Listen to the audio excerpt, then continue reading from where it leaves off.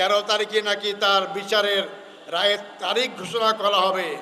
এই জন্য উনি আবার সেই পুরাতন কায়দায় লোক লাগিয়ে দিয়ে গাড়ি ভাঙচুর করার চেষ্টা করছে, আগুন লাগাচ্ছে। এই গাড়ি ভাঙচুর আগুন দিয়ে আপনি রেহাই পাবেন না। এই দেশের জনগণ আপনাকে আর চায় না। আপনি এই দেশে আসুন, সাহস থাকলে আপনি মামলাকে আপনি ফেস করুন, মামলা মোকাবেলা করুন। আমাদের নেতা আমির কাসিম আমেরিকায় ছিলেন, তাকে বলেছিল যে আপনি আমেরিকা থেকে বাংলাদেশে আসবেন না, আপনাকে গ্রেপ্তার করবে, ফাঁসি দিয়ে দেবে।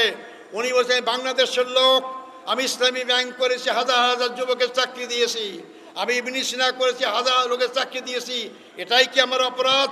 এই অপরাধ যদি হয়, মরতে হলে আমেরিকাও মরবো, মরতে হলে বাংলাদেশেও মরবো। বাংলাদেশে জন্মগ্রহণ করেছি, বাংলাদেশেই যাব।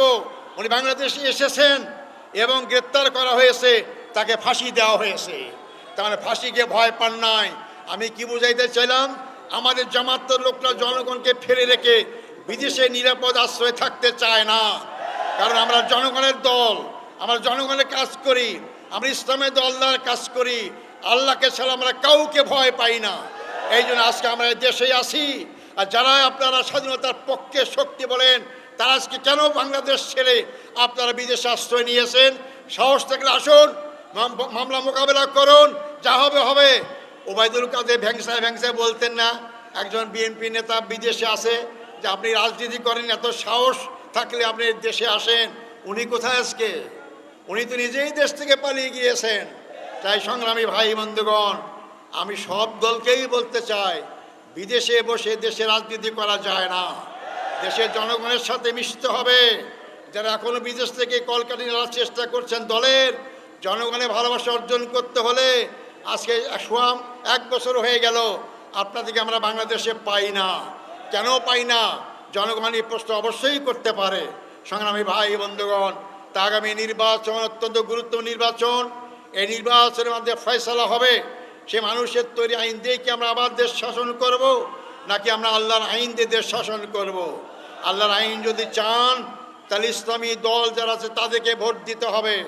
আমরা চেষ্টা করছি ইসলামী দলগুলো আমরা ঐক্যমত্যের সমঝোতার ভিত্তিতে একটা বাক্স ইসলামী ভোট পড়ে সেই চেষ্টা করছি, আর চেষ্টা হয়তো সফল হবে ইনশাআল্লাহ।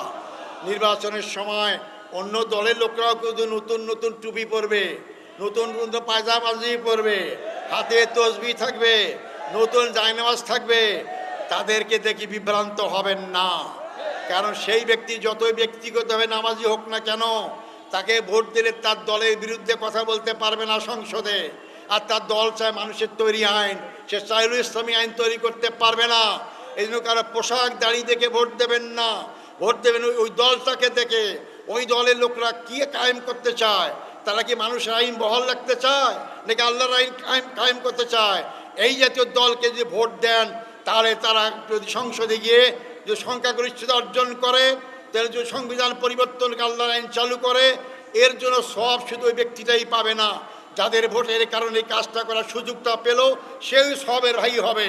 এই জন্য আপনারা যদি মনে করেন যে আমরা আল্লাহর আইন চাই, যে আইনের মাধ্যমে হিন্দু, মুসলমান, বৌদ্ধ, খ্রিস্টান সবাই সমান অধিকার পাবে, নারী পুরুষ সমান অধিকার পাবে, ইসলামী একমাত্র নারীরা নিরাপদ থাকতে পারবে, ইসলামী একমাত্র হিন্দু মুসলমান মুসলিমরা নিরাপদ থাকতে পারবে, অন্য কারো কাছে নিরাপদ নয়।